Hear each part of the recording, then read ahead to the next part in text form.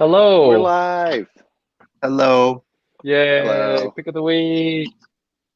Pick of the week. Did everybody see our sweet skateboarding action video earlier? Steady Hopefully. vibing, yo. Yeah. So we're gonna highlight our picks of the week and talk a little bit more about them today. Welcome to viewers old and new. I'm Cody, aka the Mutant Menace. I'm Kevin, Aton. aka KevBotzilla. I'm Aton. Just plain old Aton. It's a very strange name on its own. No need to change it. I don't know. We're workshopping something for you. Good. I like Atron. I like the KevBot and the Atron. You guys are like robots, and it's cool. I'll be Atron. Atron. That's the way to be. I like it. Well, let's who do wants it. to Let's dig into start? some books. Why don't you start, Aton? I will, because I got the one that I think was a consensus pick of the week. Yeah. I think this was going to be on everybody's list, and then I pulled the I Bought You Lunch card and picked it from my pile. Stole it. But I've got crossover number 1 from Image Comics, written by the ever popular Mr. Donny Cates, with art by Jeff Shaw, who was his partner for God Country, right? Yep.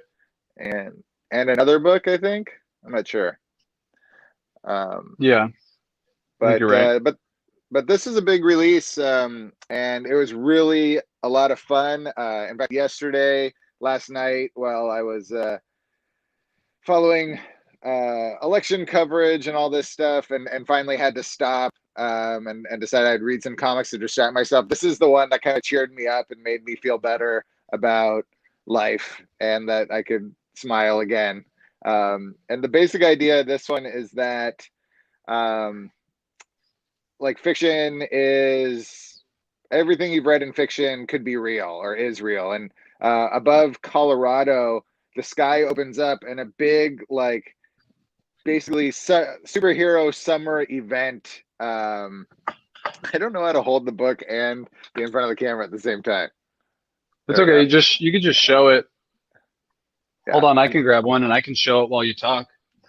But anyway, this big summer like blockbuster comic book event opens up over Colorado, and all the superheroes and supervillains spill into the state, and they end up having to just put a protective bubble over the entire state to lock the superheroes in, lock the comic book characters in, and keep everybody else out. And so now it's like a little bit later after the events happen, and now the comic book people are trying to coexist with the real life people. And it's really interesting and really fun, and definitely a little bit of a love letter to comic book stores and comic book sellers like the three of us here in front of you. So a lot of fun. Highly recommend it. But you guys read it too. What do you guys think? We're supposed to be selling comics? Could you please? Yeah. I loved it. I thought it was really good. I like this little design choice here on the title. The main character's name is Ellie, short for ellipsis, and I thought it was super fucking cool that they added the ellipsis right into the middle of the cross. That's 100% the first time I've seen that. I've noticed it. That's It's awesome. like perfect placement. I'm a real big fan of good design choices. I will also say though, they made a weird design choice, and all of the variants had like color grain printed into the back of it. It was really weird, but content-wise, one of the best books of the week, hands down. Easy peasy. I'm glad you mentioned the design work. I actually like noticed that in the logo too. So I actually flipped into the cover to see who designed it, and it looks like the letterer was the designer, which was really cool because I had to check the name because I was like, wow, I love like staple design work like that. It's great. Yeah. John Hill. I don't know John Hill's stuff. That's right. Yeah, I wasn't familiar either, but that was such a nice touch. I agree. I think it's worth mentioning that like this would be good for just about anybody. It's a huge cross section because if you like superhero stuff, there's going to be some Easter eggs in here that make you very happy and excited. But also, if you're just like an indie comics reader, like this is a cool indie series with really interesting, fresh ideas. So safely recommend it to everybody. Gregory Stone. Hey, buddy. We are in different areas of the store. I'm just I'm trying in to the use bathroom. shelves of. Yeah, Aton's pooping. I'm pooping. Standing up. Hope you don't mind. This isn't a scratch and sniff episode. It should be okay. Yeah, I thought that this book it's good for anybody. Plus, it's a lot more positive than most of the stuff Donny Cates has done. He actually addresses that in a letter at the end of the book, saying that he's in a much different place in his life. Apparently, he's almost died twice, and it has resulted in huge shifts in the style of his writing. And also, it's on the book that he also did was Buzzkill. That was the other one that Jeff Shaw and Donny Cates did. Sure. Yeah. All right. But amazing book. I mean, I don't know what to say without spoiling some stuff. Just read it and love it. Yes. All right. Who's next? Man, I want more. Yeah, I think that was a favorite this week for our whole store, I think. But yeah, I'll go next.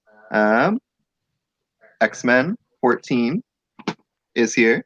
Let me make this big. Whoop. This awesome Apocalypse cover. This issue is great because we are familiar at this point with the Ten of Swords mythology for anybody who's been reading along, and we have a gist of kind of like what has led us to this moment and this competition and all the battling that's about to go down. This issue is unique and stands out from the other in that we're hearing from somebody for the first time. We had a big reveal at the end of the last installment of Ten of Swords, which I also won't spoil here because I know a lot of people are behind, so I won't ruin it. But we get a firsthand account of basically the fall of Arakko to Ament. And the mythology is just like, just when you think it's all fleshed out and we're going to get into it, we are still learning amazing things about this war and about the demons of Ament. That's truly captivating stuff. And something notable to me that happens in this issue is just the idea that Krakoa is kind of, there's a cyclical nature to what we're seeing happen in Krakoa.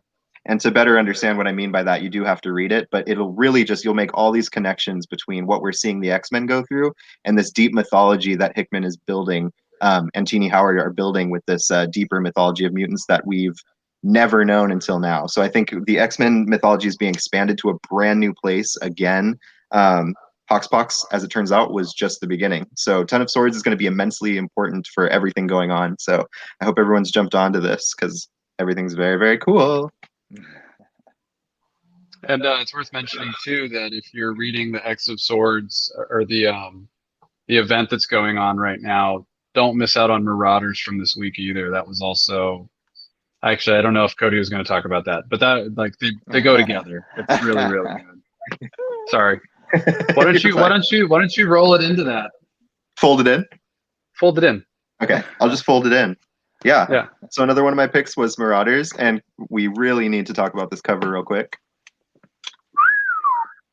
This is Apocalypse's Horseman Death, Dancing with Storm. This was an issue I was like super captivated by from the cover solicit alone. It's just, I've said before, like not many people can dive into Storm and do interesting things, and we have constant hints that Storm is going to go through big changes by the end of, if not this run, then by the end of Ten of Swords. And we get a peek at what that might mean in this issue, which was just absolutely awesome for me. Storm's one of my favorite characters, and Jerry Dugan has been doing I think it's Jerry Duggan actually, but Jerry Duggan's been doing a great job with Storm content, which is very refreshing. This issue also is a good example of one of my favorite kind of X-Men issues. It's the dinner party that they're having with Saturnine. And I love any X-Men issue where they're doing mundane ass things like going for coffee or having dinner. And that's what this whole issue is. It's a dinner, it's a dance, it's a celebration, a calm before the storm sort of thing. Zing, storm, the calm before the storm. Anyway, so basically we get a bunch of awesome content. There's a great scene with Magic and Gorgon of all people. And I love this scene with them because it kind of speaks to how they're both swordsmen and they have a back and forth that was so amusing. Pog Your Pog has great moments in here as well. I'm a Pog Your Pog stan already, so I'm always looking for that. Who did the art in this one? Stefano Caselli did the art in this one. He's kind of a Marauder staple at this point too. I think he's done several issues. But I'll flash you this cool spread real quick so you can get an idea for this awesome dinner party situation. That looks great. Like, look at those weirdos. Like any big X-Men spread like that where it's just like all these characters and like an alligator in a suit of armor with giant swords. Like, yeah, great content. I really liked how the foreword or the beginning of that issue, it starts out describing all these just apocalyptic things happening all over the place, and then and then it has the line, "But first, dinner." Yeah, right. That was like, that set the tone so perfectly. I was like, oh, okay, this is gonna be one of those issues. I don't need to like pay real hard attention, and I'm gonna be super entertained. Yeah, like, and I'm not even like I like Saturnine as a character has never been like particularly like fascinating to me, but I love the way that she is being written in this because she's just very haughty and very like ho hum about everything, and it's really amusing. Nice. Hell yeah, nice. All right, that's awesome. Thanks for sharing, Cody. Two excellent choices. I have another Marvel choice. Thor, who has just been making crazy waves lately. Great story. Another book written by Donny Cates, who's kind of the it guy these days. And this issue has to do with Donald Blake. So apparently at one point, Odin thought he would teach Thor about humanity by giving him a shadow named Donald Blake that Thor could switch in and out with. And whoever was in the world acting and doing things, the other one would go to this magical place that Odin created that would just give them an infinite stroll through sunset neighborhoods, saying hi to neighbors, and it's supposed to be a really idyllic and peaceful. So then the issue starts. Apparently, Thor has not done anything with Donald Blake in a very long time, and Donald Blake in this idyllic land for a very, very long time has started to realize that it's not the real world, and it doesn't go very well. And they introduced Donald Blake in this in a way that you've never seen him before. I'm not going to show you because it spoils it. It is an amazing issue in how it deals with how this heaven that Odin created basically is hell. It's super cool. Let me see if I can find you a page that doesn't spoil anything. Kevin, you're in like well, Kevin, you're in like the weird Bermuda Triangle portion of the store right now, and at least on my phone, you're super choppy.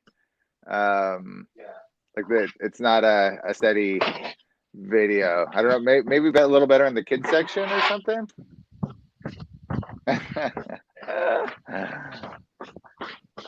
Maybe you want to come back here to the how's bathroom. I don't know, bro. I don't know if the bathroom could handle both of us. Am I any better? Still a little. Cody, do you see the same thing as me? Is it my phone or? I do. It's really choppy. Yeah. Well, shit. Let me.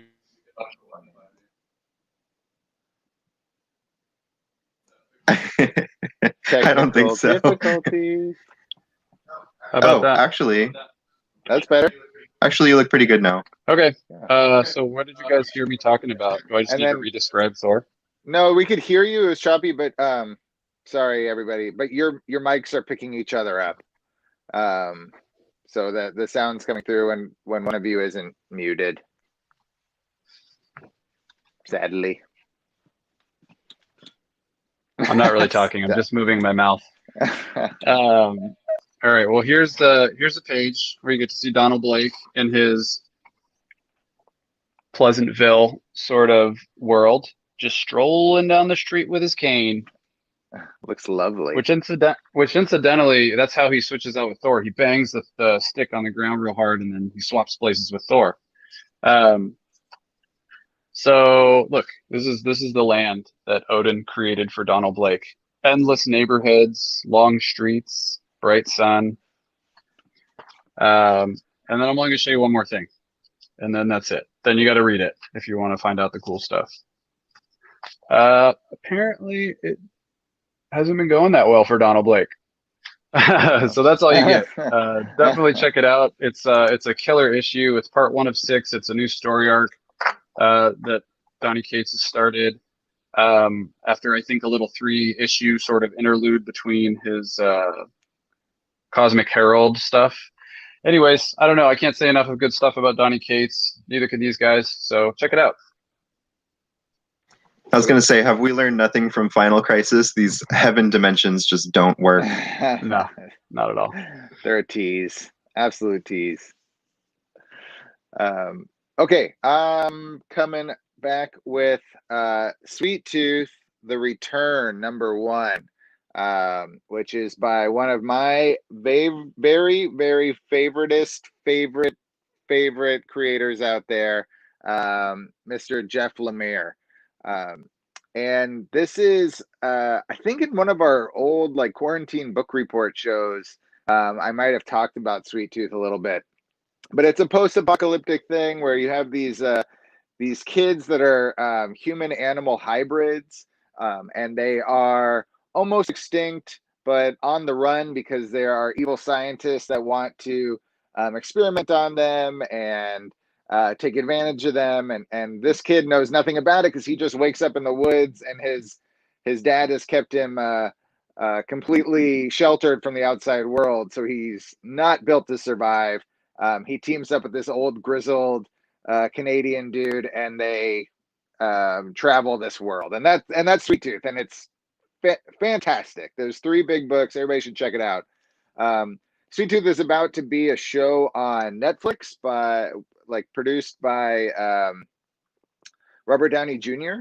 So I guess because of that, Lemire was either inspired or prompted to return to the world of Sweet Tooth, and he does it in a fascinating way. He's kind of reimagining the mythology of Sweet Tooth. It's not really a sequel. So you say on page 1, it just says 300 years later, presumably 300 years after when the original Sweet Tooth happened, which is in our not too distant future. So 300 years from now, let's say. And same thing, Gus, the kid, wakes up. He's in this world. He's kind of removed from the rest of it, and he wants out. And it looks like the same kind of thing. He's going to be on the run from everybody. I don't want to spoil anything because I feel like the last page is a big spoiler, but I'm not sure if this is a mini series or what, but it's oh no, it is. Yeah, it says 1 of 6 on there. So a little quick mini series in a different version of the Sweet Tooth world. So I recommend checking out Sweet Tooth, the original, but it's not necessary to read this. You could totally just hop on here and enjoy some really great comics by someone I think is one of the best guys working in comics. And this is he writes and draws this. So a singular vision, as they say. Yeah. And I don't think reading one before the other is going to spoil anything, because this return issue doesn't really seem to spoil much other than it gives a little bit of the context from the first series. So if you decided to start with this one, you might actually get a more condensed telling of the mythology in the 6 issues. But we have both, so yeah, check it out. Absolutely.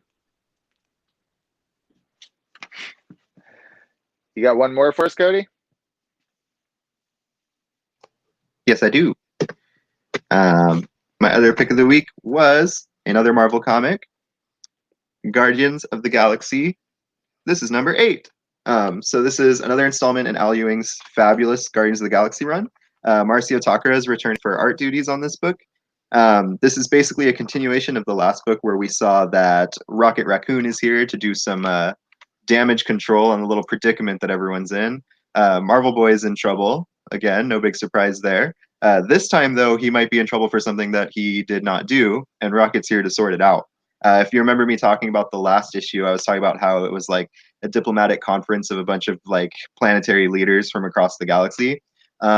We basically get those guys from the diplomatic meeting, but it's a murder mystery, which is always fun. especially when the head detective on the murder case is a small, drunk, raccoon-like alien creature. So Rocket is here to do the damage control, sort this whole mystery out. We get more great Super Scroll and Hercules content in here. There's also some great moments where Moondragon shines. Just all these characters that Al Ewing just has such a solid voice for. This issue's no exception. And it's what's cool about this issue too is that as you can see up here at the very top, it says Empire Aftermath.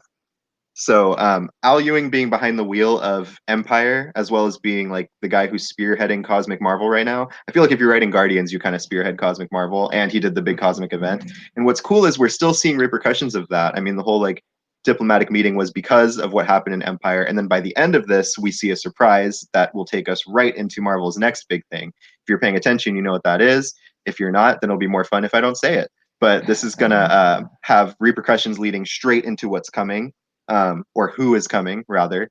And it's going to be really fun. Cody, People this get is it. a family show. People get it. People get it. If you pay attention to Marvel's marketing, you know who's coming. I like that. I like that you snuck that in there. That was great. Thank you. I want to get on that Guardian series. Both of you talk so highly about it that I think it's time. I just got to grab that trade, volume 1, and dig in. You could even start with the previous issue and this issue because it kind of kicks off this post Empire stuff. But yeah, the first 7 or 6 issues are top notch. Nice. Yeah, it's like a closed, like a locked room murder mystery. It's so great, so well done. Rocket is the perfect person to do that. I can't think of any other character in the Guardians cast that would have fit the role of a drunk little Columbo raccoon character. That was great. All right, I got one. I got something. So Heavy Metal, the rock and roll and crazy cool art magazine that's been around forever, has started to publish magazine-sized comics. I got super excited about this. I almost missed out on a couple of them, but thanks to Amazing Aton, I didn't.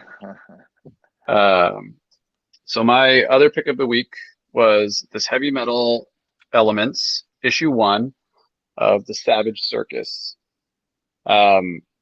It's cool. It's weird. It's a larger size, which can be kind of annoying, but I kind of loved it because the art was great. So it starts out with this letter about how the writer basically has been pitching this story to everybody who would listen to him, and everyone's just like, nah, it's cool. So it's been sitting on the back burner, and when he pitched it to the publisher of Heavy Metal, the guy got back to him like immediately and said, it's in the magazine. Can you amp it up a little bit? So there's this, the story starts out with these soldiers over in Vietnam, I think, and they are in Saigon, and they're after something called the Stone Gorilla, who's this gigantic, monstrous, I don't know if you can see that, Stone Gorilla. And from this, after they have this encounter, the main character decides he wants to start a circus called the Savage Circus that includes the most dangerous and rarest creatures that you could possibly find.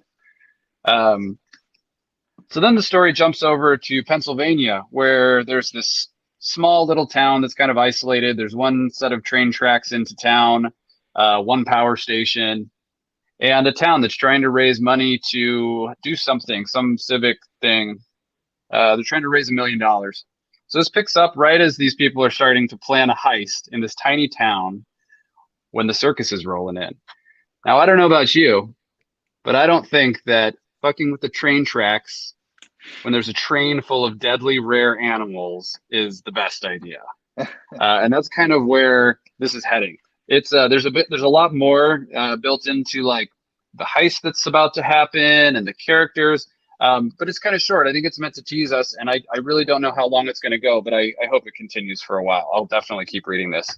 It's also worth mentioning the other book from Heavy Metal, Dark Wing, was also pretty cool, a little weirder, a little bit more heavy on the sci-fi. But if you got to pick between the Heavy Metal magazines or you just want to add another cool book to your list, Savage Circus, I think we've got about 2 or 3 copies left. Nice. Hi, Eric. Hi, Eric. Hi, Eric. Okay, I've got one book left. I really enjoyed Wolverine, Black, White, and Blood. It's a new Wolverine anthology series. It's like a take on the Batman Black and White series that was so awesome in the early 2000s. It's just some short stories by some top Marvel talent. This issue's got a story written by Jerry Duggan, one by Matt Rosenberg, and one by Declan Shelvey. The first one is like a Weapon X type story. I want to show you some of Adam Kubert just crushing this double page spread of some big werewolf looking monster. They're basically this is when they're still testing and trying to improve Logan as Weapon X. So they're like throwing him in the woods, and they set him against wolves, and then they set him against bears, and now they've got this big monster. That looked a lot like Wendigo, didn't it? Yeah, it could be. I don't think they named him, but Yeah. it totally could be. I mean, it's that kind of big white snow monster. Yeah. But I don't know. This is also like, I mean, I love Wolverine in the current X-Men. Love it. Like he's, I think, one of the more interesting elements going on. But I also really like Wolverine when he's off on his own, doing his own thing, particularly like non-superhero costume Wolverine, when he's just like traveling and just like wants to find a quiet place to drink a beer and be by himself, and of course it never works. And you get I guess he is in costume. I didn't really notice that in this one, but in the Matt Rosenberg did one with the artist I wasn't super familiar with, but what's his name, Joshua Cassara. Yeah, he's the X-Force artist. Oh, okay, there we go. Well, it's so dramatic in the black and white with like the red splatter. Here's another splash of Logan tearing up some. What are those guys? That's not AIM, right? That's the other one. One of those evil science organizations. I think it was Hydra. Hydra. Wasn't he like the high? He was like the high interrogator for Hydra. Right. Yeah. And Wolverine is just ripping those Hydra agents up. Pick the wrong side, guys. That's the story where he's getting interrogated, right? Yeah. Yep.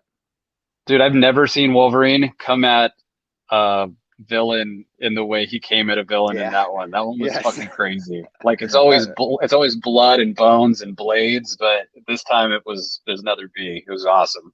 Yes. And then the last one is written and drawn by Declan Shelvey, who's great. And it's Logan or Cody and I were both geeking out a little earlier that it's Wolverine's rocking his Grant Morrison new X-Men like leather outfit suit in that one. So just really cool. If you want some, I mean, it's just out of continuity, solo short stories. If it's like Batman Black and White, you might get a short story that comes from one issue to the next, but probably not. So just good quality Logan, Wolverine doing what he does best, fucking shit up. And that's it for me. It's super good. I feel like, I mean, I don't know if they'll get creative. It just makes me think of it because I was talking with Cody earlier about Thompson and Nadler's run on Cable, how they stuck all those little stories kind of in between the events in Cable's life as the story progressed. This would be a really cool book if they were to do something like that, like flush out some of the in-between spots in his stories. I mean, it'll be cool even if they don't do that and it's just more of this, but I don't know. I got high hopes for this book. I think it's cool. Right. And I think it's probably like a 4 or 6 issue thing. Yeah. So there's going to be, I'm looking forward to the rest. I haven't peeked ahead. I don't know what other creators they're going to use or anything, but I'm just looking forward to more of it. My last one, Cody, I kind of boned you by making you talk about both your X books at the same time. Did you have anything else that you wanted to talk about, or? Well, actually, on the subject of Black, White, and Blood being like filling in parts of continuity that have already happened, that's just fun, like little adventure stories for a character. Mm-hmm. If people missed it, Black Widow, the Widow Sting, it was like a one shot that came out last week. it actually does the same thing. It's written by Ralph Macchio, and it takes place like in her past. It seems like just post like Silver Age. And I thought that was really cool because Natasha is a character who just like goes on all these missions, depending on who she's working for at the time. But in this one, she's pulling a mission, and it's just cool to see like a fun Black Widow story, not tied to continuity. It's just her on one of her like vintage missions. It was a lot of fun, and Ralph Macchio's voice for her is like corny cheeseball, like Bronze Age Natasha Romanoff. So I thought that was really fun. Like it's narrated, like it's all like what she's thinking about in the speech bubbles. And every now and then I love to go back to that kind of storytelling. Like she's like, oh, like my simple grappling gun will work on this. If I can swing over to this side in time, it's all that, she's saying like single thing she's doing, she's like narrating it. And it was fun. So it felt like a vintage story for a vintage time in Natasha's life. So if you guys missed it, that's a bonus recommendation for me is Black Widow, The Widow Sting one shot. Sweet. Nice. My last book is real simple. I've talked about the other issues before. Been my pick of the week probably every time it comes out. Firepower by your boy Robert Kirkman. Chris Samney on art. Chris Samney. Can I just talk about how amazing Chris Samney is? I cannot get enough of his shit. It's amazing. We can always talk about how amazing Chris Samney is. Right. Samney did a pretty good Black Widow story, right? The Russ Wooten. Yeah, some good shit. This kind of picks up as the main character. What's his name again? I always forget because there's so many characters in this. But the main dude, his world is, his two worlds are colliding. So essentially, the story picks up right as he's being assaulted by this big armored warrior, and his wife is getting kind of choked out. But his wife is no wilting daisy or anything like that. She holds her own, and of course, your boy's got to throw some fireballs. Yeah. It's just like nonstop kung fu action. I like it. Doesn't read too fast. Like you're not done with it in like 2 minutes, and you kind of feel like, what the hell? There's just enough dialogue, enough interesting shit, and Chris Samney's art, man. I could stare at those pages forever. And there's nothing really to note at the end of it. Like it doesn't leave on a crazy cliffhanger or anything. That's you're gonna like it. If you've been liking it so far, just keep on keeping on. I hope that this story goes forever, or at least a super duper satisfying ending. So check out Firepower. We should have all the issues as well as second prints of the previous issues as well if you'd like them. If you want a whole set of first and second prints, you let us know. We'll hook you up.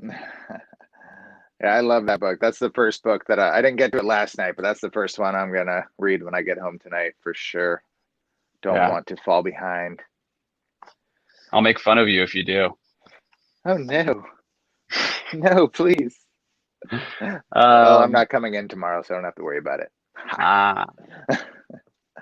Speaking of tomorrow, be sure to tune in with us. Cody and I are going to be doing book club. I don't know if Eitan is going to join us at any point. You might see me there in the chat. Okay. If I see you guys floundering, if the show starts to tank, then of course I'll swoop in and save the day. So we can expect you to just be belligerent up in the comments. If I feel like it. No, but I'll be watching for sure. But I think I'll let you guys rock because the following week, if the show goes on, Kev's not gonna be there. Somebody gotta be there. I got a 1-year-old baby to go see. Cody doesn't actually need anybody, but I want to. So what time's that show? Weeks, guys. That show is going to start at 6:30 till 7:30, right? Yeah, that's the plan. Hot dog. All right. Well, that was fun.